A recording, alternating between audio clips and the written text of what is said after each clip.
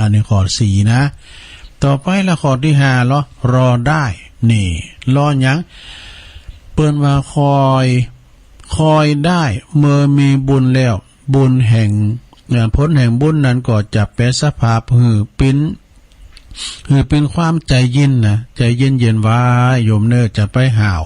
จะไปใจห้อนใจเย็นมีความยืดหยุ่นตามกำลังของบุญญาฤทธิ์บ่ใจห้อนบ่ใจเร็วหันถึงจังหวะแล้วก็โอกาสของชีวิตนี่ข้อที่5นะแล้วข้อที่6เรามาพิจารณา ข้อที่6เนี่ยเมื่อเฮามีบุญแล้วนี่เนาะเมื่อมีบุญแล้วผลแห่งบุญญาฤทธิ์นั้นผลแห่งบุญนั้นก็จะเป็นสภาพเฮาปิ้นพลังเป็นพลังงานเข้มแข็งตามกำลังของบุญญาฤทธิ์ทำให้มีความอดทนนี่ที่เป็นหนึ่งเป็นเลิศนะมีความคิดที่บ่หวั่นไหวหันความสำเร็จทุกชนิดมาจากความอดทนต่ออย่างมีความสุขนี่มีความอดทนนะลงเนอดทนต่อโรคภัยไข้เจ็บมันมาบีดเบียนเปิ้นก็เจ็บเฮาก็เจ็บตุลุงก็เจ็บนี่ เนาะข้อที่7ความสงบได้เย็นได้นี่นะเมื่อเฮามีบุญแล้วนะเมื่อมีบุญแล้วเนี่ยผลแห่งบุญนั้นก็จะเป็นสภาพเป็นคุณที่สงบได้เย็นได้ตามกำลังของบุญญาฤทธิ์บ่เบียดเบียนนะแล้วก็บ่เป็นคุณที่ร้อนลนกะวนกะวายซับสายวุ่นวายในสิ่งที่เป็นสาระนะในสิ่งที่บ่เป็นสาระเป็นสิ่งในสิ่งที่กำลังที่จะเกิดขึ้นแม่จะตกอยู่ในเหตุการณ์ที่เลวร้ายก็ตามเนอะก็ทำใจได้เหมือนว่ามีอย่างเกิดขึ้นแน่มีเก่าอย่าง2ข้อข้อ8ปล่อยได้วางได้ปล่อยวางในลงเนอะปล่อยได้วางได้ถ้าว่าแบกไว้ก่อนนักถ้าเอาลุงจะบาก็เบาไว้กันเนาะเมื่อมีบุญแล้วบุญแห่งผลแห่งบุญนั้นก็จะแปรสภาพคุณเฮาในหูจักการละวางการว่างนะปรุงว่างนะตามกำลังของบุญญาฤทธิ์บ่เป็นคุณตีแบกทุกอย่างที่ขวางหน้าแบกทุกอย่างที่ขวางหน้าเนี่ยมันก็เฮายึดทุกอย่างที่เกิดขึ้นนะแต่ไปแบกเนอะโยมเนอะมันนักเนาะปรุงว่างให้พ่องข้อที่9ข้อสุดท้ายนี่พิจารณาเพิ่นบอกว่าฮู้ได้ตื่นได้เบิกบานได้เนี่ยรู้ตื่นเบิกบานก็หมายความว่าเมื่อเฮามีบุญแล้วเนี่ยผลแห่งบุญนั้นก็จะแปรสภาพเป็นความฮู้ตื่นเบิกบานตามกำลังของบุญญาฤทธิ์นั้นเป็นผู้ที่ฮู้ต่อความเป็นจริงของชีวิตเนอะบ่ปล่อยชีวิตตกไปในกระแสของความโลภความโกรธความหลงจิตใจมีความอิสระเต็มตีทุกวันทุกเวลานาทีนี่อันนี้นะ9ข้อเนื้อบุญ9ข้อก็จบลงไปนะบุญ9ข้อที่ได้แนะนำยกมาปิ้นนี่เขียนประบทไว้เนาะพระพุทธเจ้าเปิ้นตรัสไว้มงคลแล้วก็อันนี้เป็นโอวาทของหลวงตามหาบัวญาณสัมปันโนวัดป่าบ้านตาดเด้ออันนี้จังหวัดอุดรธานีนะพระพุทธเจ้าตรัสว่าบุคคลแม้จะบ่มีทรัพย์สินเงินทองก็ตามเด้อขุดตุกไล่เข็นใจก็ตามเด้อนะสามารถที่จะหืดตานกับผู้อื่นใดโดยสิ่งของหาอย่างเด้อโอ้มีเงินมีทองนะจะหื้อน่ะจะต้านจะได้นี่เปิ้นว่าข้อที่1ต้านใบหน้าว่าโอ้หยังอันต้านใบหน้าคือใบหน้าเป็นต้านนะโยมนะใบหน้าเป็นต้านสามารถเฮาสูงรอยยิ้มความสดใสเปิ้นได้เนี่ยยิ้มนะลงเด้อวันนี้คุณยิ้มหรือยังนะ ยิ้มแย้มแจ่มใสบ่งบอกออกตั้งกายนะว่าเปิ้นยิ้มนี่หมายความว่าเปิ้นมีความสุขเปิ้นบ่มีตุกยิ้มแย้มจะว่ายิ้มอยู่วันคำจนเขียวแห้งอ้ำใจนะโอ้ตัวสูงส้นปุ้งเลยอ่ะ ยิ้มเป็นระยะนี่หมายความว่าภัยมากกว่ายิ้มใสนี่นะทักทายด้วยรอยยิ้มติวาดลงทุนน้อยที่สุดได้กำให้หนักนะคุณหนุ่มมากกว่ายิ้มใส่คุณเฒ่ามากกว่ายิ้มใส่คุณโรยกว่ายิ้มใส่คุณทุกกว่ายิ้มใส่ส่งร้อยยิ้มไปมันจะได้ซื้อได้หาอย่างรู้ยิ้มใส่กำเดียวได้นี่เนาะข้อ2เฮา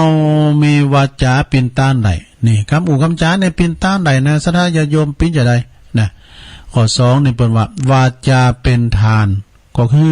ให้กำลังใจเอกสราเนาะอย่างตุลุงให้กำลังใจสำหรับปออกศรัทธาที่เปิ้นเดินเหินไปไหนมาไหนบ่ได้อยู่กะบ้านกาจองเตียวเหินไปไหนก็บ่ได้ติดต่างติดเตง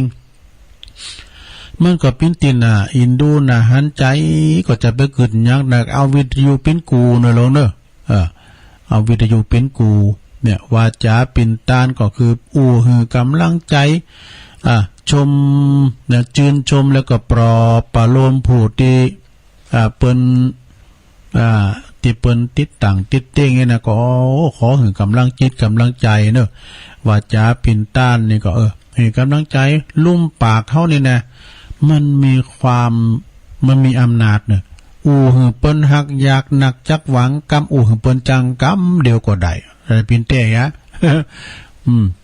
หมายความว่าการเฮาหือเปิ้นเนี่ยฮักกันแป้งกันหมายความว่าหือเปิ้นสัมพันธ์ไมตรีเปิ้นมีราชทูตเปิ้นมีทูตของประเทศก็คือมีกำกำจาเนี่ยกันนะเปิ้นมีทูตอย่างปูดพามจุดจกซะนะมันใจวาจานะเปิ้นเรียกว่ามนุษย์มีคำพูดเป็นสื่อกลางเนี่ยมันก็เลยไปจุไปหลอกเปิ้นอันนั้นต้าน่ะข้าเนี่ยนะเจ้าคนธรรมดาสามัญนะมึงเฮ้ยข้าเนี่ยเป็นราชทูตของพญาเจ้าสลีสนใจนะเนี่ยแม่นก็ผ่านเจตบุตรแม่นก็อัญญามาเป็นรับเป็นฐานบุญมันจัดได้มูลปู่พามนะมันก็โจกในถุงหยามมันคือมาได้บอกเก๋มาว่ายืนบอกเก๋ยืนอันนี้นะราชสารมีในนี่นะปูดโตผ่านเจตบุตรก็นึกว่าเป็นราชสารแต่มุดโตเป็นมากราบมาไหวปิ่มใจกรรมมนุษย์มีคำพูดเป็นสื่อกลางวาจาปิ่นต้านเนอสดาเนอต่อไปเป็นข้อที่3สดาญาโยมทั้งหลายจิตใจปิ่นต้านนี่จิตใจปิ่นต้านนี่นะคือหมายความว่าสามารถแสดงออกสามารถเปิดอกเปิดใจให้กับผู้อื่นด้วยความนอบน้อมและจริงใจนะจริงใจจริงอกจริงใจต่อกันเนี่ยใจจิตใจของเฮานี่นะ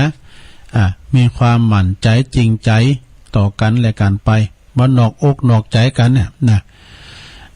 ข้อที่4ดวงตาเป็นทานนี่เอาดวงตาเป็นต้านจะฮื้อนะคือใจแววตาแห่งความดีแห่งความหวังดีโดยความอวบอ้อมอารีกับผู้อื่นนี่สัมพงนี่วาจาเนี่ยมันด่านะด่าโดยสายตาก็มีนะท่านซะนะเนาะเดี๋ยวกันนะ ดาโดยสายตาจะได้มันแปลงตาหมกเสียเฮานี่ ตาขิวเนาะอย่างงานทุนนั้นนั่นกับเป็นคนไทยแหม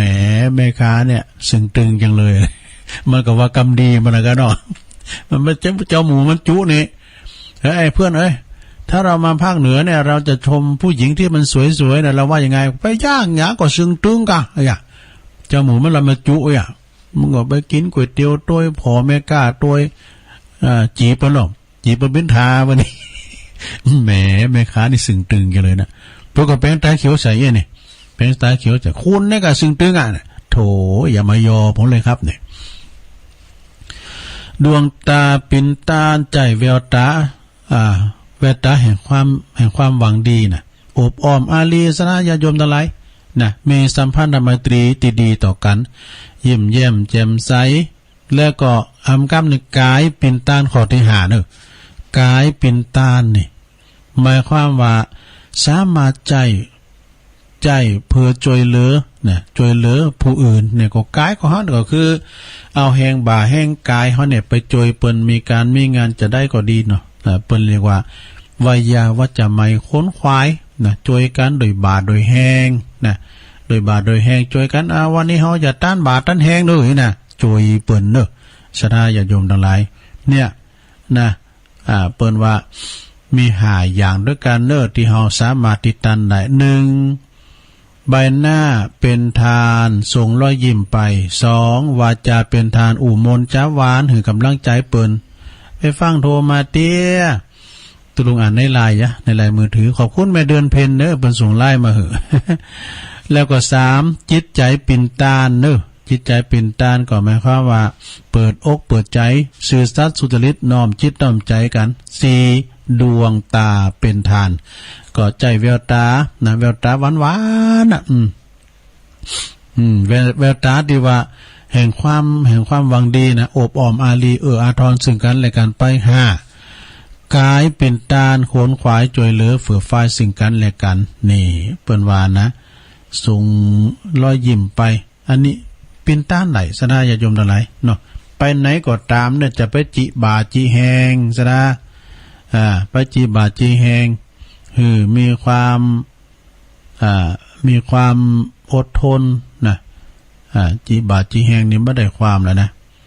เดี๋ยวกันเนออันนี้สนาญาติโยมเขาก็ มีความผูกพันซึ่งกันและกันไปอันนี้ว่าอะไรกันนะเนาะฉะนั้นก็ศรัทธาก็อยู่กันหักกันแป้งกันหักกันเหมือนปีดีกันเหมือนน้องปองกันปองดองกันเหมือนหยาดประเทศชาติของเฮาก็การลุงเลิงเนาะสะเติงบันงามเปิ้นก็ถึงว่าอย่างว่านันตุลุงว่าหยังกะสวต่างหลายก็โปรดเตรียมปะกับหาภัยหาประการน่ะเป็นด่ากูได้ภัยหาประการมีหยังพอง1ชีวิตโดดเดี่ยวนี่คุณเฮานะก็ตุลุงก็คิดว่านี่มันว่าภัยมันว่าไปนอกปันในกันว่าเฒ่าแก่แลมอนไม้นะโอ้1มี5อย่างว่าชีวิตที่จะโดดเดี่ยวนี่มีเปิ้นมีฟุ้งมีลูกมีหลานเนี่ยนะโอ้ยโดนลอยแพล่ะลอยแพของสังคม 2สังคมเมินนี่ไผพร้อมก้อยนี่ไผพร้อมก้อยนี่3สัมพันธ์โรคภัยนี่โรคภัยไข้เจ็บมันก็จะมากลุ่มลุมทำลายเฮานี่โรคเก้าเบาหวานไขมันความดันหยังต่างๆเนี่ยนะ4ชีวิตติดเตียงโอ้ชีวิตติดเตียงนี่ก็น่าเป็นโหงเด้อ5ทรัพย์สลายดูโอ้อันนี้ก็นักแก่เนี่ยทรัพย์สินเงินทองของเฮาสลายไปหมดศรัทธาก็โปรดระมัดระวังนะความโดดเดี่ยวบั้นปลายชีวิตของเฮาเนี่ยนะก็อันจะมีจำนวนบั้นน้อยในรอบตัวเฮานั้นลดจะลดลงเลยเนอะจำนวนคนรอบตัวเฮาน่ะเปิ้นฟูงนะบ่ว่าคนรุ่นคุณลุนปอลุนแม่ปู่ย่าตายายส่วนใหญ่ก่อนนี้หายตายจากไปน่ะคนที่อยู่ในวัยเดียวกันเปิ้นก็เริ่มประสบปัญหาในการดูแลตนเองคุณลุนหลังนี่นะลุนลูกลุนหลานเขาก็งงกับชีวิตของเขาการงานของเขางานเขาหนักเขาไม่มีเวลามาพอก้อยดูแลเขาก็ไปเหตุการณ์ที่กันซะนะเนาะกูชีวิตของตนเองอาจจะจากไปก่อนหรือว่าเฮาจะจากไปก่อนที่เฮาขาดเดาบ่ได้กูตุกกูยาก็จากไปแล้วไอ้คือดีนะโดดเดี่ยวนี่นะดังนั้นเฮาอาจจะถูกทิ้งโดยอยู่กับวันเวลาที่ลงเปล่าวางเปล่าไปนะคนเดียวเฮาจึงต้องเห็นหู้ที่จะอยู่คนเดียวคือใดนะต้องฮัดไว้ให้มันเกินในโลกเนอะยอมรับกับความโดดเดี่ยวในบั้นปลายชีวิตของเขาต้องเผชิญแน่ว่าเปิ้นว่าตัวตุลุงก็คิดว่าการตุลุงเฒ่ามาเนี่ยไผจะมาผอมากอยถ้าฝากว่าหืนเนนครับบ่มันได้ผอปอมันผมใจเนาะตุลุงจังว่านี่ป้อเฮาก็ใจบาย มันมีความผูกพันกันนะโยมนะคะแนนว่าเขามีเงินหรอสนาเนอะคะแนนว่าเขามีเงินจ้างพยาบาลมาเฝ้าก็ได้ดูเนาะจ้างคุณมาเฝ้าก็ได้ดูมีคุณนะคุณบางคุณเนี่ยนะสนาเปิ้นใจถึงนะทอกขี้ทอกเกี่ยวกับไหนน้ำใจปลอมใจแม่เปิ้นทำได้แต่ว่าต้องจ้างเปิ้นนี่เป็นอย่างนั้นหรอมันต้องจ้างเปิ้นคุณเฮานี่จะอยู่โดดเดี่ยวเดียวดายหรือบ่ได้ต้องมีคุณใจใส่ดูแลแชมพองนะสะทาอยู่กันโตกลุ่มเฒ่าต่อตายแท้แม่ยิงคุณเฒ่าปอใจคุณเฒ่าไม่ยิงคุณเฒ่าปอใจนี่กาพื้นนี่คุณเฒ่าไม่ยิงออดแอดนี่เอาไปเอามาคุณเฒ่าปอใจไปก่อนก็มียังยกตัวอย่างปอเฮาเมเฮาเนี่ยอีปออีเมนะอีปอตุแม่ตุนี่นะมันจะไปเราขวานปอคนอื่นเดี๋ยวไปเปิ้นเจ้านั้นเจ้าว่าคือกะเอาปอเมเนี่ยมาเราเนาะเราไปต่างดีนะปอเฮาเนี่ยใจใส่แม่จะดีเอาไปเอามาอีปอไปก่อนอีปอเสียงบุญไปโดยวัย66 ปีได้เนาะดูเฮาบ่จะคิดอายุบ่เลยแล้วอีแม่นี่ออดอะไรอายุ88 ปีดูนี่มันจี้ดูคุณเฮานี่มันกิ่วปู้กิ่วด้อยเอาพอหันนะเกี่ยวคุ้นในแนวผอมหันน่ะเนาะเนี่ยมันหอมหูจัตตาชีวิตของเฮานะบางคนในปวดตุยปีดีงามกินข้าวอย่างม่านะบ่ว่ากินข้าวลำนะบดจะไปก็งอบแงบกำเดิมเต้นสั่งเต้นลาได้อย่านะเพราะว่ามักจุลาดอันนั้นมันมาถึงแล้วแต่บางคนก็เจ็บไข้ได้พยาธินอน3 ปี4แรงก็ปิ้นหยังก็เยว่ากายตัวเก่าอีป้อนะถ้าว่าเปิ้นสมัครไผจะตายก่อนนะอีป้อจะไปยกมือก่อนเปิ้นว่าเปิ้นรำคาญตัวเก่าเปิ้นนี่จะไปรำคาญนะจงภูมิใจที่เฮาได้แก่นะบางคนบ่ยังมีโอกาสได้แก่เนี่ย10 ปีไป20 ปีไปลุ่มหายแต่จากไปก็มีเนาะจงภูมิใจที่ได้แก่เนาะแก่อย่างอื่นยังแควนก็โตแก่มันได้ไปไหนนี่ก็มันบ่ม่วนสุดโหยหันใจเนาะหันใจ อันนี้ก็เป็นอันเรื่องของความที่ว่าบั่นปลายชีวิตเราจะต้องโดนโดดเดี่ยวมีน้ำหลายอยู่เนอะกำลังได้ข้อเดียวมี 4-5 ข้อก่อนนะเปิ้นสูงมาเนี่ยนะเปิ้นมีสูงมานี่เปิ้นว่าชีวิตโดดเดี่ยวสังคมเมินสัมพันธ์โลกภัยชีวิตติดเตียงแล้วก็ทรัพย์สลายเอาไว้วันหน้าวันตาเนาะอันนี้เอาไว้ได้อีกก่อนตัวลงมีละโต๊ะจุยนะ จะประกาศอันที่เปิ้นมาหอมนี่สักน้อยก่อนแล้วก็จะประกาศข่าวสารงานบุญก็มีเพิ่มมาติ๊กๆข่าวสารงานบุญในนาสดา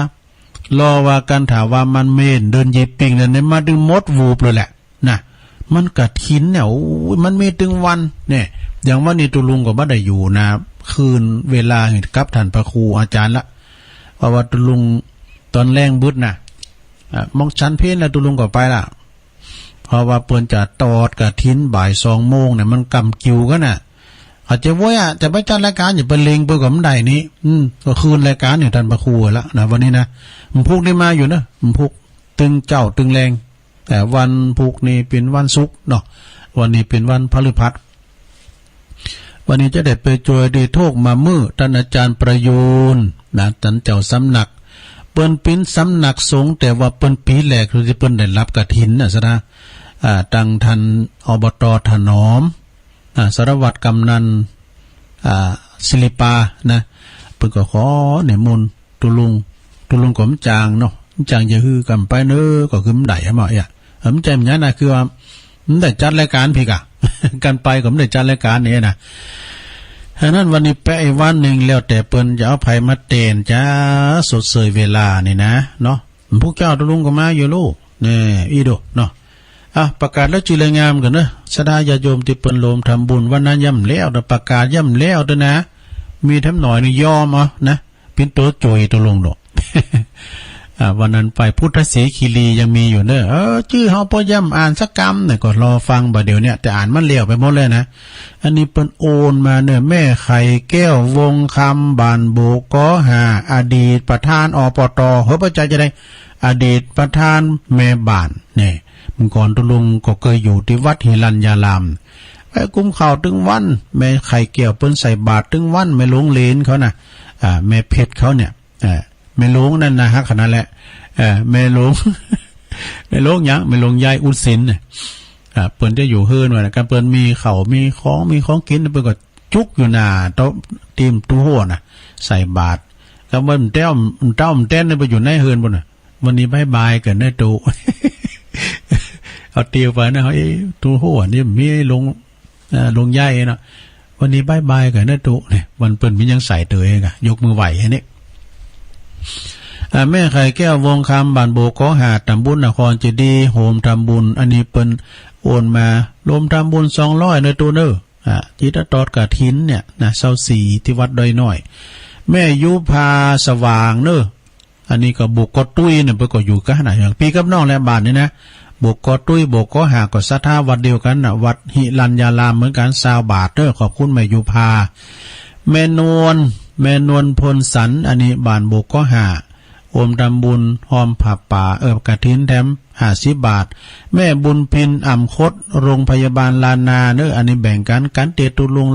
100หอมกะทินได้100พิน200เนาะขอบคุณเนออันนี้ก็เปิ้นมาว่าเนี่ยปุถุใจถึงใจเกิน100ลุกจากปุนเกินนะเสาหินสีโบบานมุกน้ำใจของไก่เนอะศรัทธาของตุลุงส่งเนอะอันนี้นะ ตุปีเอกพลนักเทศเสียงทองจากวัดเสาลิ้นเสาลิ้นว่าเสาเห็นแม่ครูฟองคำที่วงคำนี่เปิ้นเอาน้ำผึ้งนี่น้ำผึ้งบีบเอาคนเดียวนะตุนะแล้วก็เอาปิ้นแห้งหรือว่ามัดตูมเอามาดองเอามาส่งกินนะโอ้ขอบคุณเนออันนี้เปิ้นอยู่ปูนหิมดอยติปุนนะหิมดอยติปุนนะอยู่ตั้งปูนเปิ้นฟังกันหลายนะตุโดแม่ครูว่านะวันนั้นไปที่จำขี่มดปุโตเปิ้นก็ว่าอันนี้เป็นตัวแทนนี่การปะตะบุมี3จำนะจำขี่มดจำบอลและจำตาเหินลมทำบุญ1-2ขอบคุณแม่ครูเนอต่อไปอันนี้เป็นที่ว่าเฮาลุกปุ่นมาเนาะดอยสีคีรีอันนี้ก็แม่คุณแม่สมบูรณ์นะคุณแม่สมบูรณ์นักขาลินอันนี้เปิ้นเป็นประธานตานกฐินปีที่เฮาไปซบเตือนลำปางเฮาขี่รถไฟกันนะโอ้วันนั้นแม่สมบูรณ์บ่ก็ไปเนอหวยการนะอันนี้หอมกฐินดอยน้อยตุลุงเด้อนะเพิ่นก็จำเฮาได้ขอบคุณเด้อแม่สมบูรณ์นาครินนะจากดอยการหวยการเนาะแล้วก็มีแม่ปอศิลาแม่บุญศรีสังเล็งนี่ต้นพึ่งเวงหนองหล่องหอมกันเตตุลุงลอยสาธุเนอศรัทธาแม่หลงพันกานะต้นพึ่งเหมือนกันเนอน้องหล่อง1-2แล้วก็มีแม่สายพินคำทิพย์ในปีน้องต้องไฟดอยแดนเนอโอ้ขอบคุณเนอแม่สายพินวันนั้นประกอบไปหอมกระทินด้วยหน่อย1-2แม่จำปีวงฟันแม่ปีฟังก็อยู่แม่ปีปุถุแม่ปีนี่ปุถุคุณ80 ปลายนะบ่แข็งแรงเด้อนะปูจาการทำตุลุง50 บาทยินดีเนอแม่จำปีแม่จำปีวงฝันเหมือนกันเนี่ยเพิ่นก็ทำบุญเนี่ยตุงปู่แดงตุงปู่แดงบ้านหงนะ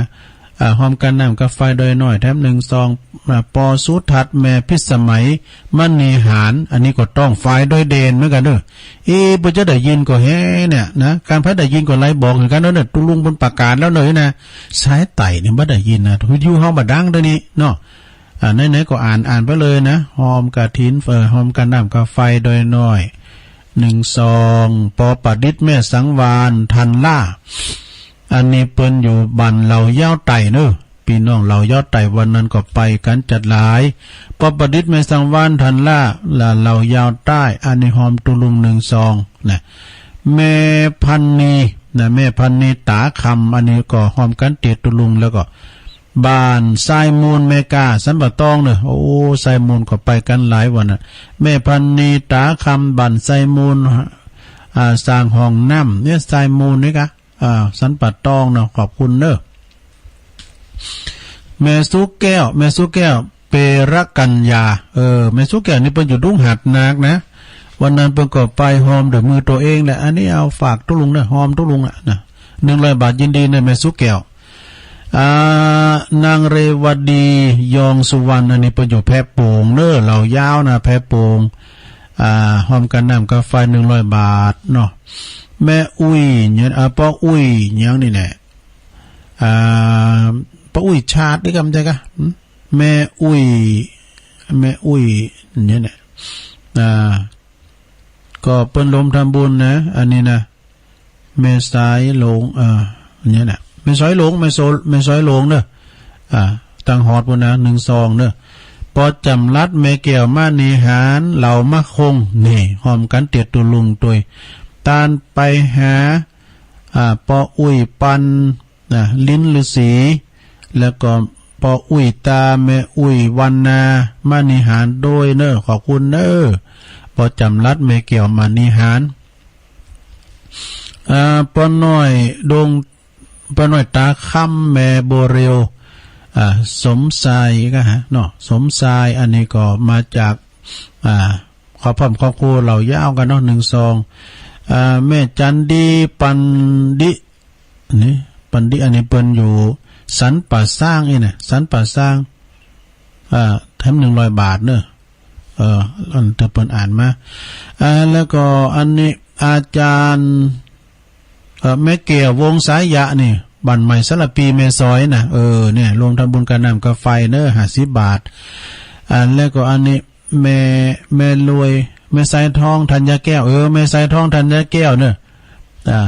อันนี้ก็ตัวแทนหน่วยการ100 บาทยินดีนะแม่สายทองแล้วก็มีแม่แก้วสันวงสายยะเนี่ยแม่ซอยโลงเนอะรวมทำบุญให้1 ซองอันนี้ว่าขันเทศดีว่าอันนี้ขันเทศหมายความว่านายถมนางทอนอันนี้มันก็ลิยากาศนี่ซบล่องเนี่ยเป็นน้องซบล่องนะแอม2 ซองอันนี้มีแม่แก้วยาวแม่แก้วยาวาเนอะหวยละอันนี้หอมกันติดแม่ปราณีพยัคฆภัยแม่ปราณีพยัคฆภัยอันนี้ก็มาจากน้องแตนพี่น้องน้องแตนฟังอยู่เนาะแม่ปราณีหอมกระถินด้วยหน่อย1 ซองเนอะยินดีเนี่ยแม่ลิห้วยโทกนี่ก็การน้ำกาไฟวัดด้วยหน่อย40 บาทจบข่าวเนาะขอบคุณเนอะก็ตีเปิ้นได้ลมทำบุญมาก็ดีเนาะบุญทักษากำอยู่ดีมีสุขกันนะ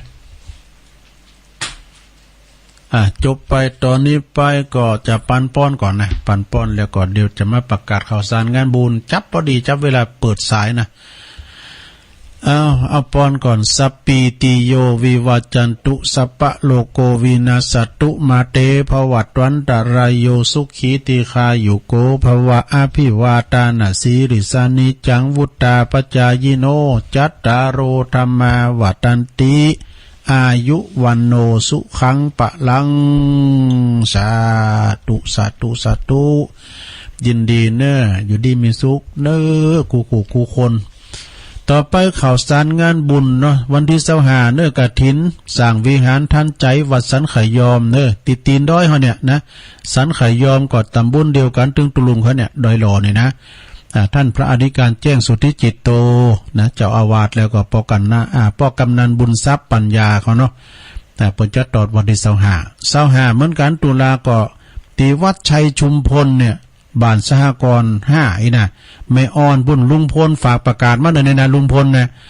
แล้วก็วันที่31ตุลาวันลอยกระทงพอดีกฐินสามัคคีเนอะคณะศรัทธาบ้านสันเจริญกู่งูลืนเปิ้นสร้างศาลากรรมฐานเนอะนะตุปี1เขาเรียกว่าท่านพระอธิการประสบโชควิสุทธิธารี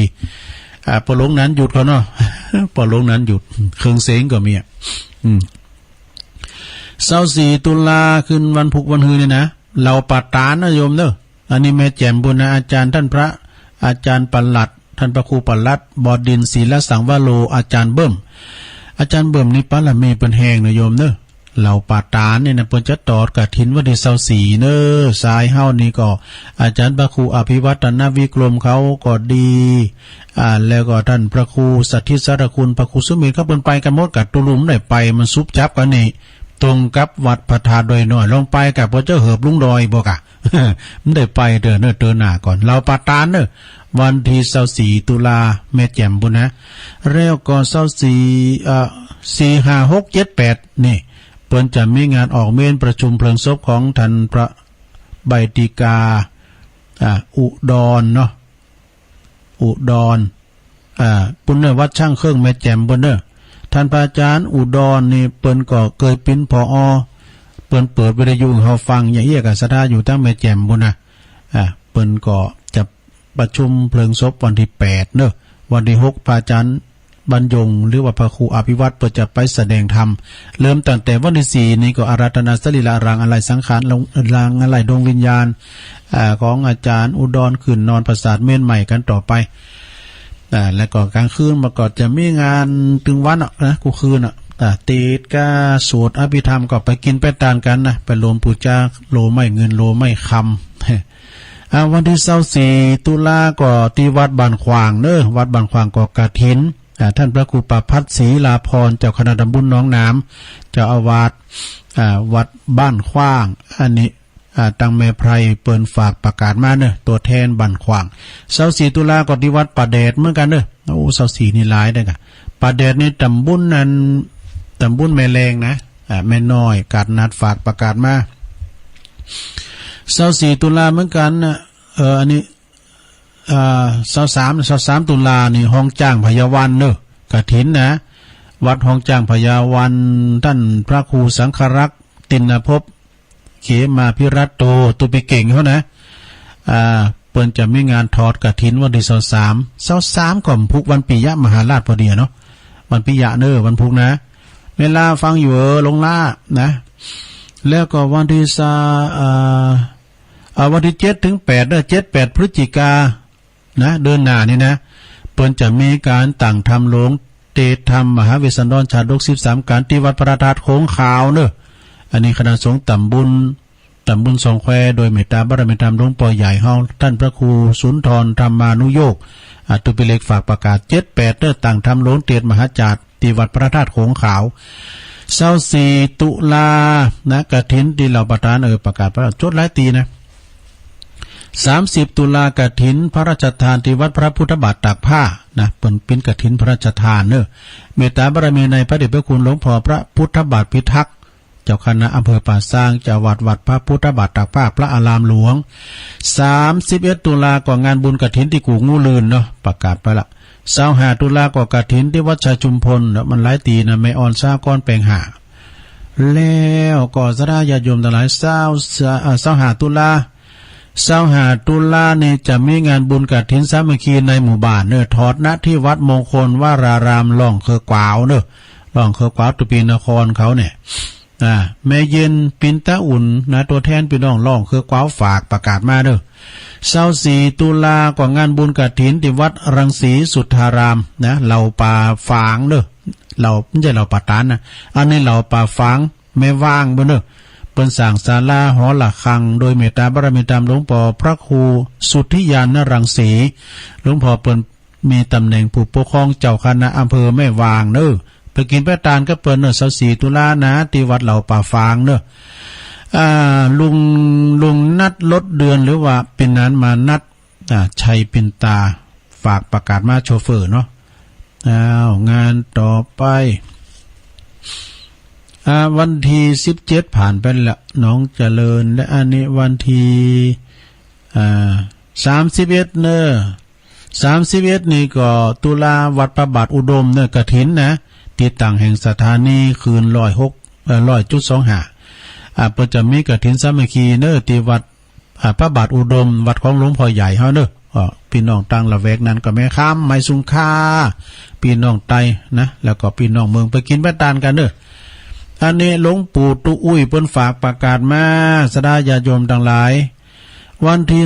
25ตุลาคมนะคือวันติดเปิ้นจะมีงานบุญกฐินสามัคคีนะเป็นงานสามัคคีกฐินทรายเนี่ยทางกรุงเทพเชียงใหม่ก็ดีที่เปิ้นจะทอดที่วัดแม่โป่งเนาะวัดแม่โป่งวัดของหลวงปู่วัดหลวงตุอุ้ยนะตอนเจ้ามีสืบชะตานะแล้วก็ตอนบ่ายมาก็จะมีโหวัดมาโหวัดมี30วัดกันว่าดูนะโอเมตตาบารมีตามหลวงปู่พระครูมานิตสมมาพระครูมานิตพุทธ พัทรคุณเนี่ยอันนี้พระครูเปิ้นเต้นจะพระครูมานิตอันนั้นน้ำใจเด้ออันนั้นหลวงพ่อมานิตอันนี้พระครูมานิตพัทรคุณนะเจ้าอาวาสวัดแม่โป่งเด้อแล้วก็หลวงปู่ลุงอุ้ยตุอุ้ยบุญปันปุญญาธรรมโมฝากประกาศมา25ตุลาเด้อกฐินสามัคคีที่วัดแม่โป่งเปิ้นจะตอดกฐินตอนเจ้าตอนบ่ายก็จะมีโหวัดนะ30วัดเลยนะงานต่อไปเสาร์ที่31นะคือเป็นวันลอยกระทงพอดีเปิ้นจะปิดยอดกฐินปิดยอดสร้างอุโบสถวัดเหล่าเป่าเนอเวลา 10 โมงนะเหล่าเป่าก็เป็นวันที่31เนาะวันลอยกระทงพอดีพระครูประหลัดสุรศรียานาสยโยเนอฝากประกาศมา24ตุลาวันมอนฤาษีด้วย24ตุลานะ24ตุลาก็ที่วัดแพโป่งด้วยเนอะตุปีศรีหลักเนาะพระหลวงนิกรเขานะเปิ้นก็จะมีตอดกฐินด้วย24ตุลา24ตุลาก็เหมือนว่าได้ยินตุปีศรีหลักว่าเปิ้นจะยกยอดจอฟ้ายอดชัดเนาะยอดชัดอันศาลาพระเจ้าตรันใจที่วัดกับตอง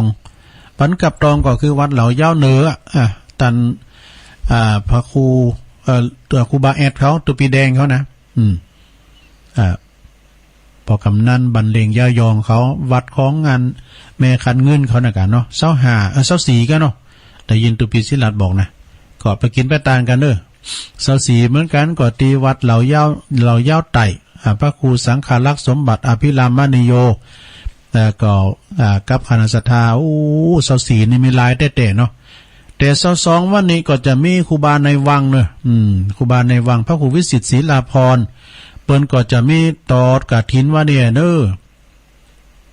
ก็ไปกินไปตานกันนะแฟนคลับรายการเปิ้นก็หลายตัวลุงก็ฟังธรรมเปิ้นครูบาในวังเนี่ยนะพระครูวิสิทธิ์ศรีลาภรณ์เปิ้นเป็นเจ้าคณะตำบลป่าแดดโดยเจ้าอาวาสวัดวังสิงห์คำ22ตุลาวันเนี่ยเนอะวันนี้เหมือนกันนะที่วัดหนองผาขาวกันเนาะหนองผาขาวในท่านพระครูสถิตสารคุณเปิ้นก็จะมีงานตอดกฐินเนี่ยพ้องก็โทรมาถามตุลุงนะคุณตั้งในเมืองก็ดีแล้วก็ตั้งบ้านนอกเฮานี่ก็ดีรอบนอกเปิ้นถามว่าตุลุงหนองผาขาวเปิ้นวันที่หยังก็22ก็เวลาใดก็9 โมงในการเนาะกินข้าวง่ายแล้วก็ไปหรอเพิ่นจะมีเลี้ยงข้าวตอนด้วยไปเด้อวันเนี้ย22วันเนี่ยกินข้าวง่ายแล้วไปนะวันที่29ตุลาก็จะมีงานวางศิลาฤกษ์อุโบสถหลังใหม่นะที่วัดสันกาวานวัดสันกาวานก็คือวัดของท่านพระครูสังวรศีลพิพัฒน์เจ้าคณะตำบลแม่กาเขต2เจ้าอาวาสวัดสันกาวานพระสงฆ์พิธี36รูปด้วยกันนะฮะ29ตุลาวัดสันกาวานตุปีนั้นนกเขาปีนั้นนกเขา30ตุลาก่องานบุญกฐินปิดยอดบูรณะปฏิสังขรณ์ซ่อมแซมกุฏิโฮงใหม่ซักโบราณที่วัดหลวงสีเตี้ยเพิ่นได้ยินกันเนาะตั้งสายบันหูเลยนะวัดหลวงสีเตี้ยครูบาเสาคำท่านพระครูกัลยาณธรรมนิวิทย์เจ้าคณะตำบลตุย31ก็สำนักทรงห้อมบุญเนี่ยกฐินเพิ่นนะหลังจากที่ว่าอันสลากแล้วไปแล้วเนาะสลากก็คุณนะคุณหลายแล้วเดี๋ยวนี้ก็31วันลอยกระทงพอดีเปิ้นก็จะมีตอดกฐินสำนักสงฆ์ห้องบุญ31เน้อท่านอาจารย์ผลกัลยาโนหลวงพ่อมานิตถาวโรเนาะ25ตุลาก็กฐินที่นำดิบลงเน้อ25ตุลานะตุปีอามรัตตัญญูสาครในเปิ้นก็แปลงบูรณะสังขรณ์ดังโฮงก็กุฏิรับรองด้วยเนาะ27ตุลานะ27ตุลาก็กฐินที่วัดป่าตึงห้วยยาบบันทิเด้อ ห้วยยาบบันทิเนี่ยมีสัพพะนัสดานะกฐินทั้งนั้นนะขอเชิญโลมทำบุญวางศิลาฤกษ์พระธาตุเจดีย์แล้วก็ทอดกฐินสามัคคีเปิดสมทบทุนสร้างพระธาตุเจดีย์ณที่วัดโพธิมงคลนำเพื่อพระเนอะในวันอาทิตย์ที่25ตุลาเหมือนกันเวลา9:39 อันนี้ก็ตุลุงก็เปิดแผ่นสปอร์ตตอนแรกถึงวันนะก็ตีวัดโพธิมงคลเนี่ยวันที่25นะก็ไปกินไปตามกันพระครูโพธิพัทราวุฒิอาจารย์สิงห์ทองเปิ้นฝากประกาศมานะแล้วก็วันพุกนี่มื้อคืนนะวันที่23มื้อคืนนี่ก็ท่านอาจารย์พระครูอภิวัฒนวิกรมเปิ้นจะไปแสดงธรรมเด้อเปิ้นจะไปแสดงธรรมไปกันหลายๆเด้อลงเด้อพี่น้องตั้งเหล่าไม้เยิงก็ดีเนาะพี่น้องตั้งห้วยแพงเงี้ยเนาะตั้งไก่ๆหิมๆน่ะปากันไปฟังติดฟังธรรมกันคืนวันพุกเนอะ23วันปียะพอดี24ตุลาก็กฐินที่แพะโป่งเรายาวว่าไปแล้วเรายาวไต่ก็ว่าไปแล้ว24เหมือนกันแล้วก็งานต่อไปกันมันเสี่งานเดินยีปิงเนี่ยรถวาบเนี่ยมันหนักกับกฐินเนาะ29ตุลากฐินที่วัดดงป่าหวายอารัญญาวาสเนอะท่านพระครูวิพาทวรคุณเจ้าคณะตำบลโดยหล่อเขต1เจ้าวัดดงป่าหวายเพิ่นจะตอดวันที่29ตุลาเนอะแม่จิตราแม่ศรีอินพราวฝากประกาศมาเนาะแล้วก็วันที่วันที่27เนอะอันนี้ก็ธันวาคมนะปลายปีปุ้นเปิ้นจะยกยอดชัดประทาเจดีย์แล้วก็ตานกุฏิโดยติวัดสันเมืองเนอะวัดพระอาจารย์เอาหลักปัญโยนันนะเปิ้นจะยกยอดชัดวันที่27ชัดเจดีย์พระราชเจดีย์เปิ้นงามตุลุงไปหารแล้วโตงามแต่เนอะปึ้งเปิ้นจะปล่อยลงได้กะ27ธันวาคมเนอะกฐินวัดเสาหินสีบัวบานนี่เปิ้นจะมีขึ้นในวันที่25เหมือนกันเด้อ25ตุลากฐินวัดเสาหินตำบลสีบัวบานอำเภอเมืองจังหวัดลำพูนหิมระเตี้ยนะใกล้ๆกับวัดกับบ้านมาเนาะวัดปากตั้งเจริญเปิ้นจะมีจุลกฐินเด้อวันที่29นี่ก็เวลาประมาณตอนแรงนะเปิ้นก็จะมีการเก็บผ่ายทองหูกหยังกะจะลืมก็อันนี้นะทอหูกยิบผ่าย่อมผ่ากันวันคืนหุงวันนั้นนะปากันไปเนอทีมงานของวัดฝ่ายเห็นเปิดจะมาถ่ายทอดเสียงวิทยุฟังโดยเนอพี่น้องตั้งได้ไผจะมาก็มากันได้29 30มา30บ่ได้ก็มา29มาพอเปิ้นดูพี่น้องตั้งแม่แจ่มเปิดจะมาตำหูกันนะคืนหุงแล้วก็วันที่30นั่นก็เปิ้นจะทอดเวลาบ่าย2 โมงเนอะบ่าย2 โมงพระครูอภิวัฒนวิกรมประหลวงบุญธรรมเรือนรักเราพร้อมกับพี่น้องวัดปากตั้งเจริญเสร็จจากหันแล้วเขาก็โยไปปุณเนอร์วัดหาลิกาลาม31พอดีนะจุลกฐินเมื่อกันเนอเป็นปีแหลกของเปิ้นอย่างปากตั้งเจริญในเปิ้นก็มันก็มีสักคำตัวนะเปิ้นก็มันก็มีที่ว่าจะมีจุลกฐินมีกฐินธรรมดาเฮานี่แหละแต่ว่ากรรมนี้เปิ้นจะมีอย่างวัดหาลิกาลามอาจารย์ท่านพระครูสังฆลักษณ์ธนอัฏฐรัตนสิริอันนี้เปิ้นอยู่ปุณณวัดหาลิกาลามจะมีขึ้นในวันที่31นะ31นะโยกันไปปุ่นเนาะอันนี้เปิ้นก็มาตีให้เฮาฟังกันเนาะนะแล้วก็วันที่24ตุลาเมื่อกันเริ่มพุกวันฮือนี่นะงานบุญกฐินที่วัดป่าไผ่บ่อทองนะอันนี้ก็เวลา13 นาฬิกาบ่ายโมงเนาะพระครูพุทธิธรรมรักษ์เนี่ยอันนี้เป็นเจ้าคณะตำบลโดยท่านพระอาจารย์สมเพชรปัญญาโนหรือวัตถุปีสมนึกเขานะนักเทศเสียงทองเพิ่นฝากประกาศมา24ตุลาเนอที่วัดป่าไผ่บ่อทองเพิ่นหลวงพ่อเพิ่นก็ฟังรายการตุลุงไว้ว่าเนาะขอบคุณเนอไหวซานะครับเนอะต่อไปงานต่อไปอันนี้งานมาใหม่นะ5-10 ธันวาคม63บุญเนอะปลายปีเนี่ยเปิ้นก็จะมีการทำบุญตัดไว้ลูกนิมิตผูกพัทสีมาแล้วก็มีผ้าป่าด้วยแล้วก็อุปสมบทเป็กตุด้วยมีโฮงตาลด้วยที่วัดร่องช้างพญาวันเนอะตำบลตาตุมอำเภอป่าซางพระครูสังฆรักษ์ตินภพเขมาภิรัตโตตุปิเก่งฝากประกาศมาวัดพญาวันเนอะวัดทองจ้างพญาวันเปิ้นจะมีงานตัดไว้ลูกนิมิต5-10 ธันวาเนอะ5-10 ธันวาโอ้อันนี้คุณนักเนอะตุปิเก่งนี่เปิ้นสร้างบุญไว้หลายปีปีน้องตังสารปีก็จะมาหนักมาหลายเอางานต่อไป วันที่18ตุลาแล้วเนาะเกตกะลามเนาะวันที่25ตุลาก็กฐินที่วัดเจดีย์3ยอดเนอตุปีแม็กเขานะปอบุญตันป่าไล่ฝากประกาศ25ตุลาเนอกฐินที่วัดป่าไล่นะว่าวัดป่าไล่ว่าให้ว่าไหนนามสกุลบ่เนี่ยนี่คุณเฒ่าวัดเจดีย์3ยอด เจดีย์3ยอดนะฮะแล้วก็งานบุญใหญ่ทำงานหนึ่งที่ประจำกันนี่นะประจำอำเภอดอยหล่อเนี่ยงานบุญใหญ่เป็นเอกกำแล้วแหละนะ29-30ตุลาเหมือนกันตัดไว้ลูกนิมิตผูกพระศรีมาที่วัดป่าอัมพวันกรปเปิ้นจะมีการตัดไว้มีหลายวันเนอะตั้งแต่29 30 31 1 2ปุ่นดูนะมันมีเป็นตาลตุงไปละนะ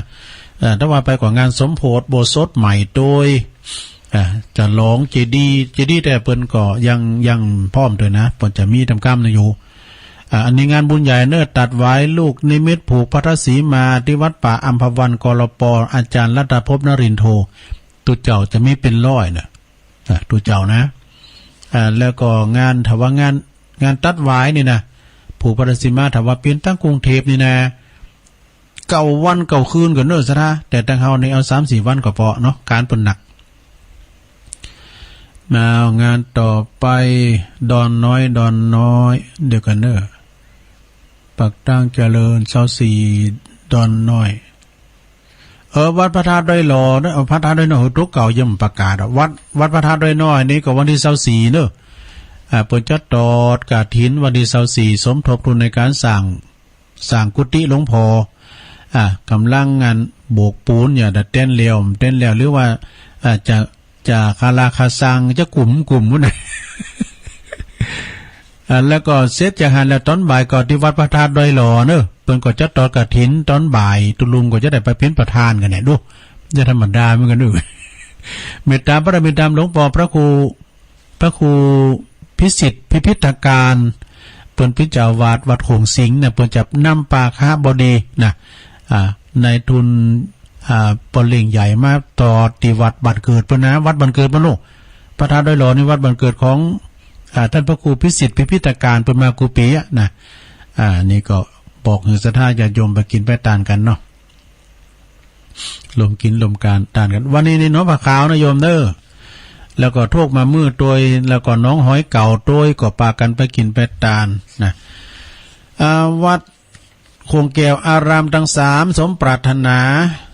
ของวัดดอนน้อยก็คือว่าจะเป็นวันที่25เนี่ย24 25วันพุกวันฮือนี่เปิ้นเริ่มละน้ำพุกเนี่ย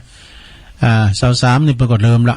กฐินแล้วก็ยกจอฟ้าศาลาพระเจ้าตันใจ3เดือนเสร็จโดยศาลานี่เปิ้นเป็นศาลากรรมฐานเนอะสถานเนอะประจำตำบลนะศาลากรรมฐานปฏิบัติธรรมประจำตำบลคอยอาจารย์ท่านพระครูวิมลสุตตาพรรองเจ้าคณะตำบลแม่แรงเนอะค่อยฟังรายการเปิ้นกูเตอร์เปิ้นแป้งแผ่นสปอร์ตด้วยค่อยนะ24-25เนอะที่ยองหลงนะยองหลงท่านพระครูวิมลสุตตาพรวัดดอนน้อยมันจะว่าไปดอนหลงน่ะคือยองหลงสมญานามเปิ้นยองหลงแล้วก็ตุลุงนี่เป็นย่องหน่อย วันที่24-25เนอะที่วัดดอนน้อยนะเปิ้นจะมีการยกเปิ้นจะมีการทำทอดกฐินแล้วก็ยกจอฟ้าแล้วก็รอพระเจ้าด้วยรอพระด้วยเนอะที่วัดดอนน้อยแล้วก็อันนี้เป็นงานสุดท้ายเนาะทุกวันที่23เนาะของเดินก็จะมีการที่วัดตังวัดศาลาตำบลน้ำแพร่โดยเมตตาบารมีธรรมในหลวงพ่อท่านพระครูโชติสุวรรณสอนเจ้าอาวาสพร้อมโดยคณะศรัทธาวัดศาลาทุกโคเรือนเปิ้นก็จะมีการทำบุญทักษิณานุปัฏฐานอุทิศถวายกับครูบาเจ้าอินตากตะปุญโญพิพิธปุญญาภิรัตน์ทุกเดินต่อทุกวันที่23ของเดือน23ตุลาในปิยมหาราชบดีก็ได้รับความเมตตาองค์เทศในพระเดชพระคุณท่านเจ้าคุณพระสุวรรณเมธีรักษาการเจ้าคณะอำเภอจอมทองผู้ช่วยเจ้าวาดพระอารามหลวงวัดพระธาตุเจ้าสลีจอมทองเนอะเปิ้นจะไปแสดงธรรมบรรยายสไตล์นักพากย์เจ้าภาพนั่นก็คือคณะศรัทธาวัดเวียงแก้วตำบลเมืองชุมอำเภอเวียงชัยจังหวัดเชียงรายเนี่ยเปิ้นจะไปเป็นเจ้าภาพเนอะ โอ้งานข่าวสารงานบุญเป็นหนักเป็นหลายจบเพชรตะเอียนี้สดาญาติโยมทั้งหลาย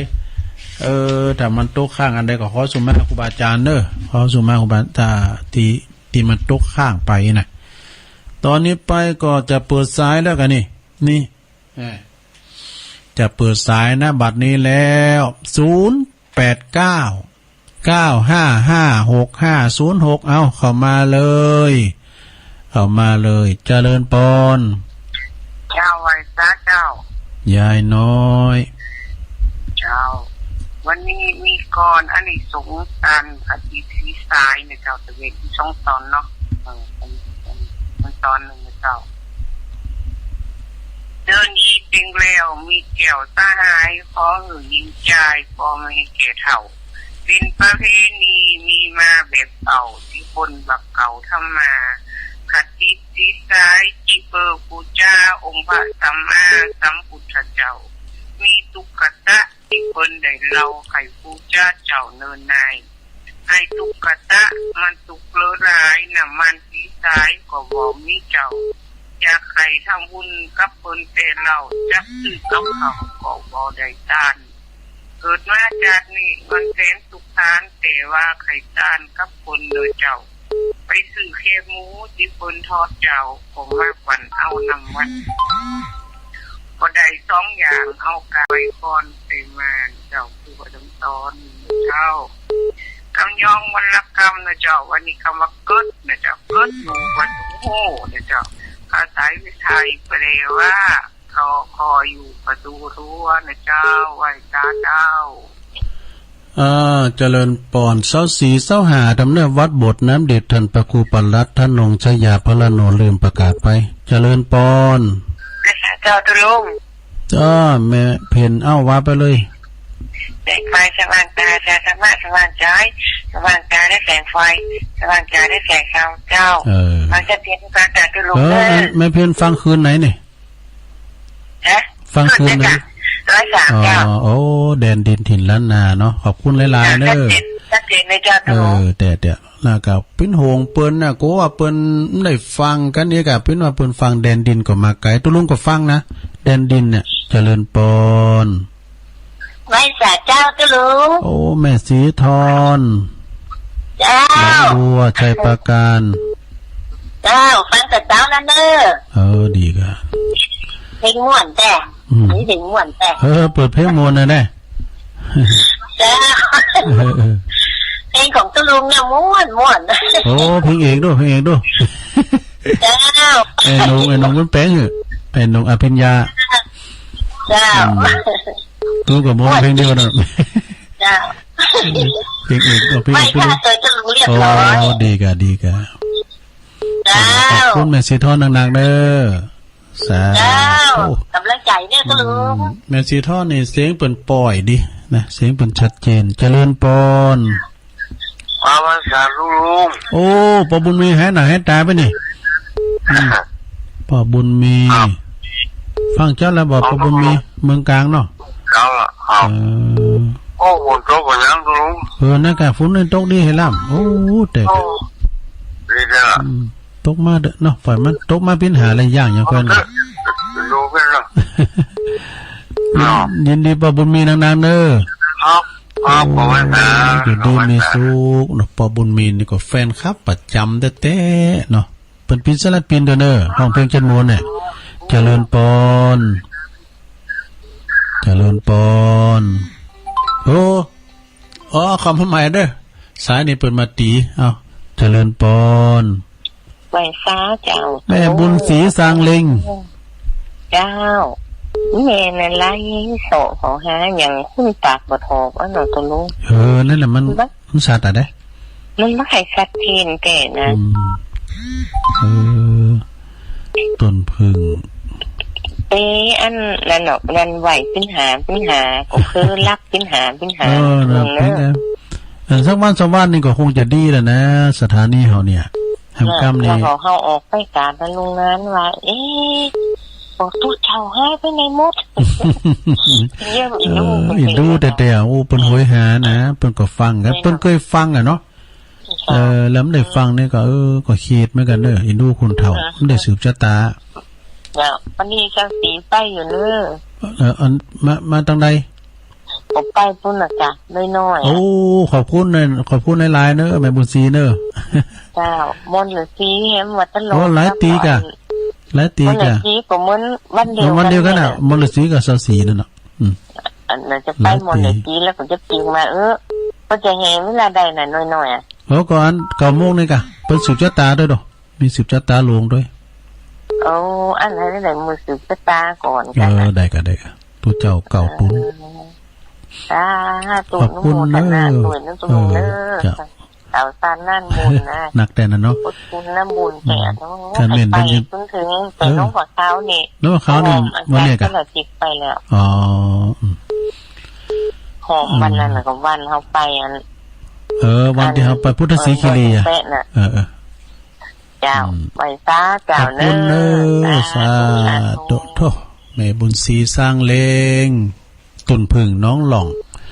เจริญปอนแอบแม่แฉกเจ้ารู้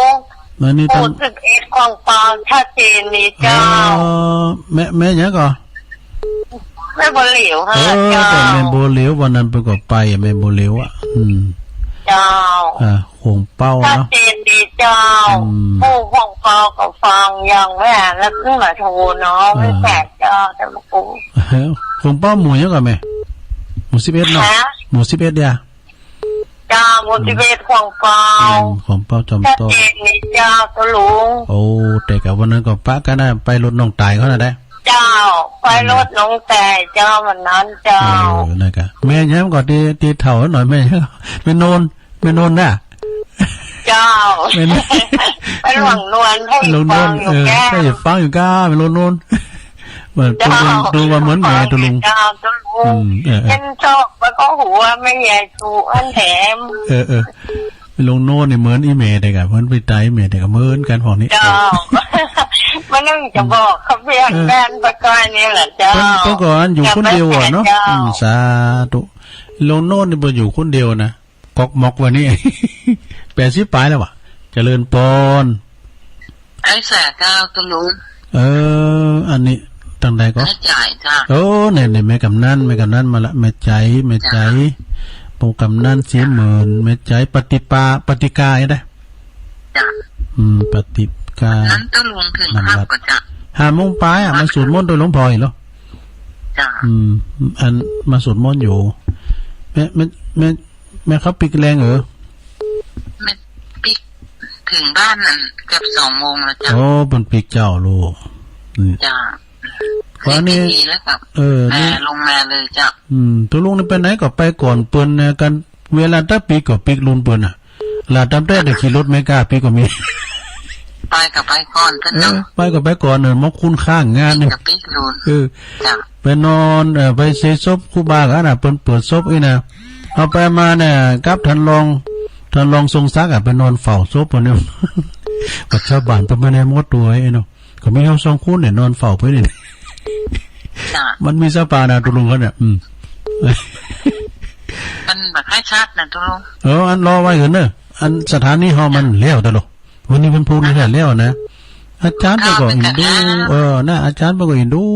คุณเฒ่าคนเฒ่าเป็นง้อมเนี่ยแม่น่ะบอกว่าอดเอาย้ายเนาะอันนั้นว่าอย่างจ้านะวันที่25เนาะนั่นน่ะอย่างจ้า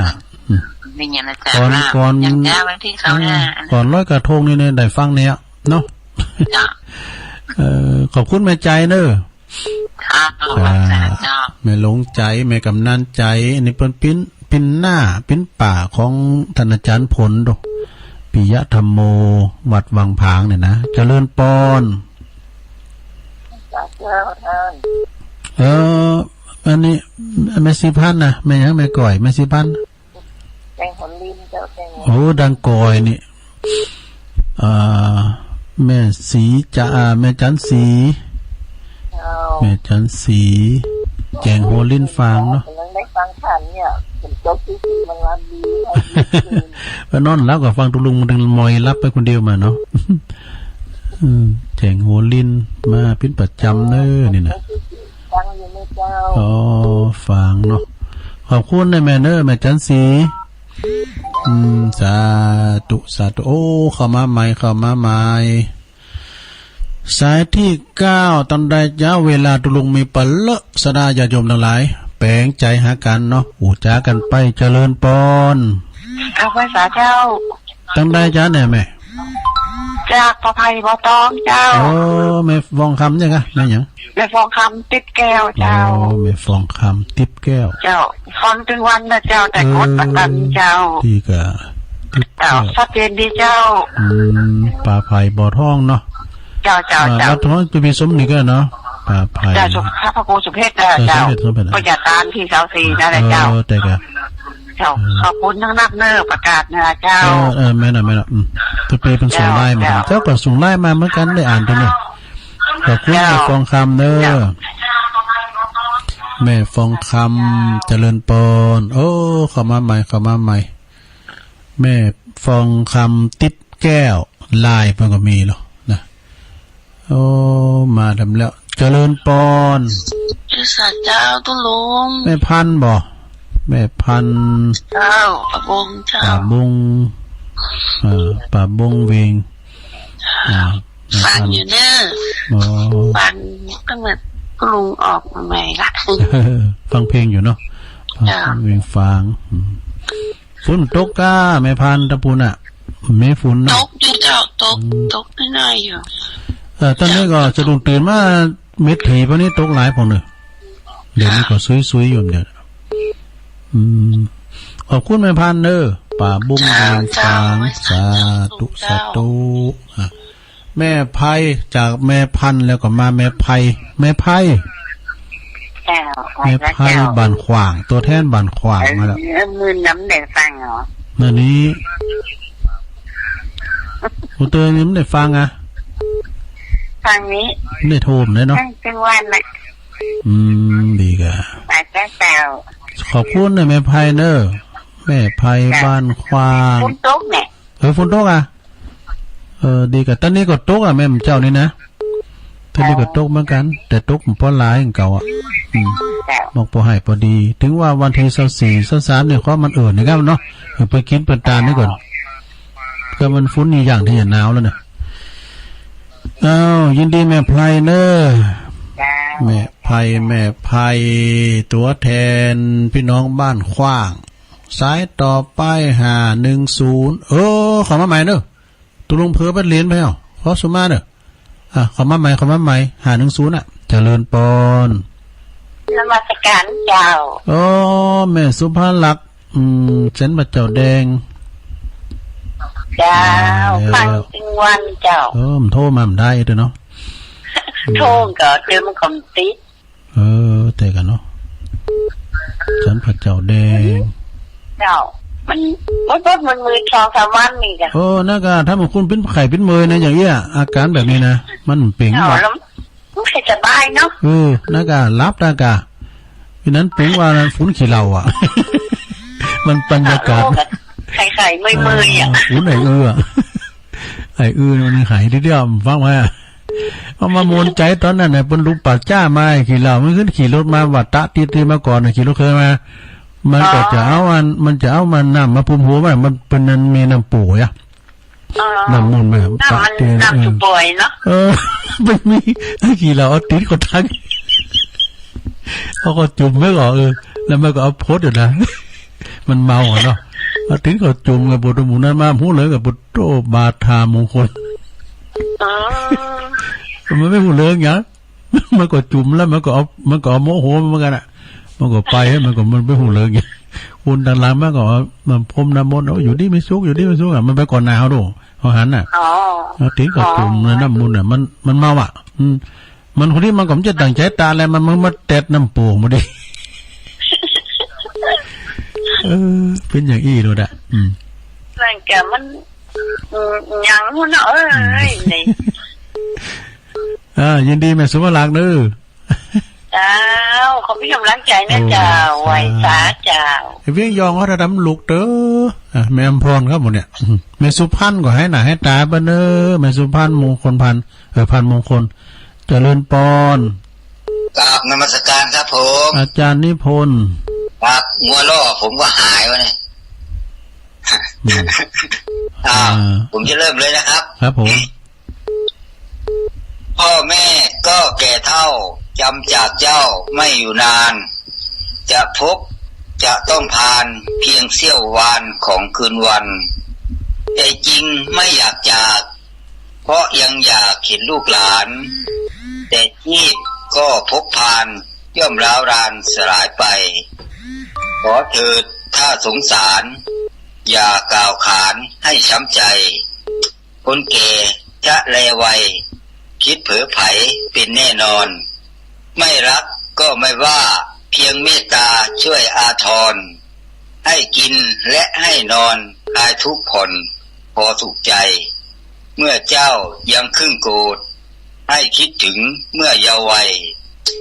ร้องไห้ยามป่วยไข้ได้ใครเล่าเฝ้าปลอบโยนเฝ้าเลี้ยงจนตู้ใหญ่แม้เหนื่อยกายก็ยอมทนเพียงหวังจะได้ยนต์เติบโตจนสง่างามขอโทษถ้าทำผิดขอให้คิดทุกยามใจแท้มีแต่ความหวังติดตามช่วยอวยชัยต้นไม้ที่ใกล้ฝั่งมีหรือหวังอยู่นานได้วันหนึ่งคงล้มไปทิ้งหลังไว้ให้วังเวงกราบนมัสการครับอันนี้ของท่านอาจารย์สุนทรเกียรติท่านประพันธ์ไว้นานมาแล้วนะครับสาธุคนโคราชบ้านเราคนโคราชบ้านเรานะอาจารย์นิพนธ์แล้วก็คนบ้านเดียวกันกับคุณพ่อสะอิ่งเหรอพ่อสะอิ่งหลายแก้วอ่ะเจริญปอนไวสาครับกราบนมัสการท่านตุลุงยองท่านพระอาจารย์นิพนธ์คนแต่งกรเก่งฮัดกันพอดีงัวล้อที่ไปไหนดอยสะเก็ดเลยนะที่ลุงท่านพระอาจารย์นิพนธ์ที่ปนอัวงัวผมหายนะแต่ความว่าเขาเป็นกู้กันไปเจอกันอาจารย์นิพนธ์เนาะกู้เจอกันเนี่ยทัดได้พอดีเพราะว่าผมก่อนเล็กจังหวะเดียวเนาะกู้ปัญหาก็เนี่ยกู้ปัญหาเอา3,000เนาะตัวละ1,500เนาะถ้ามันได้3,000เนาะถ้า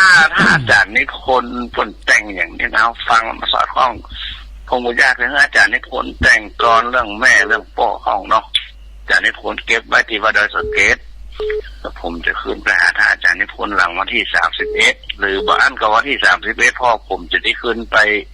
ที่พระธาตุดอยกูครูบาเจ้าศรีวิจัยตอนบ่ายวันนั้นผมอาจจะแวะที่อาจารย์นิพนธ์เพราะจะมีรถไปส่งเขาเรียบร้อยนะผมต้องเสียเวลาเนาะอาจจะถึงที่อาจารย์นิพนธ์ประมาณสักบ่าย 4 โมงแรงนะอาจารย์เนอะจับตุลุงยองในขวัญใจของพี่น้องศรัทธาเจ้าบ้านทุกหมู่ทุกเหล่าทุกคนถึงพี่น้องเจ้ายองเจ้าลือเจ้าไตเจ้าเมืองเจ้าดอยสะเก็ดก่อสร้างสารกับแปลงเลี้ยงแม่พรให้เข้ามาละเนาะแม่พรน้องวัวแดงใส่กับแป้งจังไหวนั่นนะกูนะก็กูสนทนาทำห้องตึงตุลุงยองของเนาะมาจากการเจ้าตุลุงทุกเสียงทุกสายนี่มันเป็นกำลังใจของนักเทศนักท่องเนาะแม่น่ะถ้าลุงก็เปิดโอกาสศรัทธาได้โดยเงาหน่อยเพราะว่าลุงเปิดสายประมาณครึ่งชั่วโมงเนาะครับแม่น่ะเนี่ยทุกคนก็ว่าคือกำลังใจตุลุงเนอะหัวใจจืดนะตุลุงเนาะแม่น่ะใจจืดเนี่ยอันนี้มันเหลืออย่างมันเหลือยาสูบกำลังเหลือปัจจัยต่างๆมันเนอะตุลุงเนาะแต่กะแม่ธรรมะของตุลุงยองผมจะธรรมดาสอนไปตามพื้นตุลุงยองหมดได้เนอะปัญหาพวกนี้จะทำอันลักษณะของคุณเฒ่าของตุอุ้ยนะครับถ้าพื้นเนี่ยที่ถ้าเตดวันนี้กันมันโน้นั้นทิศพันในเล่มได้เตดพวกเจ้าก่อนลักษณะคุณเฒ่าดีละนะขอบคุณครับไวสาทุกอาจารย์ในบุญเลยนะครับไวสานะครับเท่าคุบขาล้านน้อยอ่อนเขาเท่าครบบ่อนนาทีนะทำตัวอุ้ยมาบุญปันเจริญปอนไม่ค่ะเจ้าแม่อยู่ไหนอยู่หนองรองเจ้าโอ้แม่โบคามาแม่แม่สีทอนบุตรชีบงแม่สีทอนบุตรชีบงเจ้าฟังอยู่นะเจ้า นะครับโทรมาสักเตือนนี่โถหัวมันมือปกแป้งน้องหลงฟังอยู่ดีกะฟังกันป้าเนาะโทรมาฟังถึงวันเจ้าฟังถึงวันเนาะโคตรอ้าวสถานีเฮามันป้อยเตอเปิ้นแล้วเตอแต่เจ้าว่าบ่ได้มันเยอะไม่ฟังทางใดน่ะฟังทางใดคืนไหนอย่างตอนไหนจะมันยินดีชัดเจนก่อนแล้วฟังไหนได้ก็ฟังขนาดเด้อโคตรเอาขอบคุณแม่สีทอนสาธุ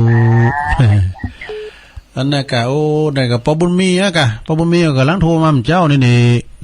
ว่าบนหายเป็นไหนกะอย่าเจริญปอนไว้ตาเจ้าเด็กหญิงอ้วน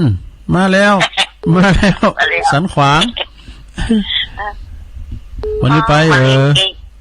วันนี้เต็งปิดเลยปะทุกนะดีกะฟังเนอะป่วยดีสุดวันนี้ไปงานบุญอะไรก้ามาสู้ก่อนพูดกันเนาะพูดกันเจ้าดีอ่ะขอบคุณยายอ้วนเนาะเจ้าวันที่25ป้าปุ๊กอะ25ป้ากันบุญเอาเมงกันด้วยเนอะเจ้าขอบคุณจากสาธุส่งกระแสเสียงไปตังปอเล่งนาลงกิติวงศ์ด้วยเนอะปอเล่งใหญ่จากกันสันตุนมือนี่นะเนาะเจริญปอนข้าพเจ้าเธอโอ้ไม่วางไม่ทรายโอ้ทิศวันนี้ก็ดีแล้วไม่ซ้อนเจ้าวันนี้ไม่วางหน้าทรายเหมือนน้ำจะของไก่นี่เนาะลงตะวันเหมาเนาะโอ้มาใน4 ชั่วโมงอ่ะแรงวัน2 ชั่วโมงวันนี้การจุดไฟพุ่นนะ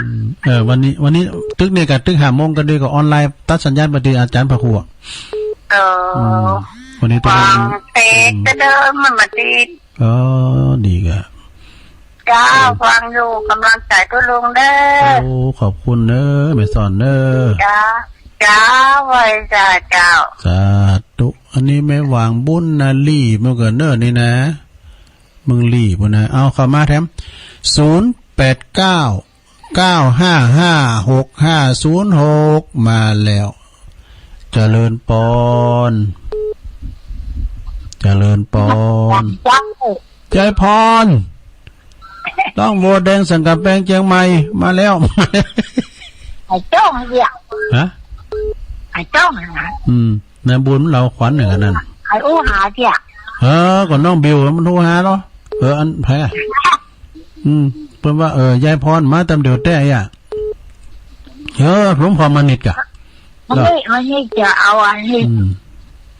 ยายพรร้องวัวแดงอันนี้จะขอร้อนขึ้นหน่อยลองเอาเนาะไปเอายาวให้เนี่ยมองปอเนี่ยเอาลองมาเหรอบายาวเอาเลยเอาเลยกุหลาบแดงแฝงค่าคำว่าร่วมใจกันบ่มีนายปักกันไว้เข้าเช้าเย็นเห็นจากไปอนาจใจชีวิตคนนี่เมื่อไม่ตายอย่าประมาทอย่างไม่ได้ขาดตั้งที่สูงโอ้ยมึงขับกันว่าอะไรเนี่ยยิงโจทั้งเอาดังๆกันเอาดังๆกระมนดังจนทุกนาทีก็สเตนเลสออกไหมกะก็สเตนเลสจบเลยจบแล้วเนาะจ้าดอกยาวเดี๋ยวพวกเอาแฮมพวกย่อยเนอะพวกย่อยยายพรนี่วันนี้แต่ไปทางใดฝนตกวันนี้มันเจ้าคือตกหน่อยมันไม่มันตกรับโมนเนี่ยที่ขอหลายๆเนี่ยมัมยินดีก่อนเนอะแรงพุทโธมาแถมสาธุยายพรล่องวัวแดงสันกำแพงเชียงใหม่เจริญปอนไปสาจารย์ลูกแม่อมรบ่ฝนตกดีทาดอยข้างแต่ แต่ฟ้องเกี่ยว โอ้สุมาเด้อสุมาเสียงยังเหมือนกันล่ำไม่ฟ้องปะขีนแล้วเนี่ยปะบันทึกแล้วเนี่ยยังจ่าหรือไม่ฟ้องแก่โฮมไม่ฟ้องโปงดอนเนาะที่เราฟ้องมาอดไข่ว่าตัวลุงว่าอันนี้ช่วงไปหลวงน่ะฮะเขาช่วงไปหลวงแค่คนกินเราป้าติดไม่จุ่มได้นั้นน้ำบาดเตียนน้ำปูน้ำมุนปะน่ะเปิ้นน้ำพุ่มน้ำหัวน่ะมันเมาเหล่าก็ได้ไว้วีไว้เวิร์นนี่เนาะการมันวัดมันน้ำจุ่มมันก็ตะกุนได้นี่รถเคยมันเปล่ามาดูไปมีบาทาติ๋มหน่อยคุณดันหลังมากกว่าหมูอย่าผมโหดเตี้ยน้ำมันบาทาหมอมาไปเลื่อนหัวเหลี่ยงเหรอไปหูเลิงสังเอาหันติ๋มตาคนได้มากันดำคนได้มากันดำเหรออยู่ดีมีสุกเนยผมก็ใจเนี่ยไม่ฟังเจ้าละเนาะฟังร้อยสี่เนาะฝายหินยินดีนะแม่ฟองเนอบุญรักษาเนอโอ้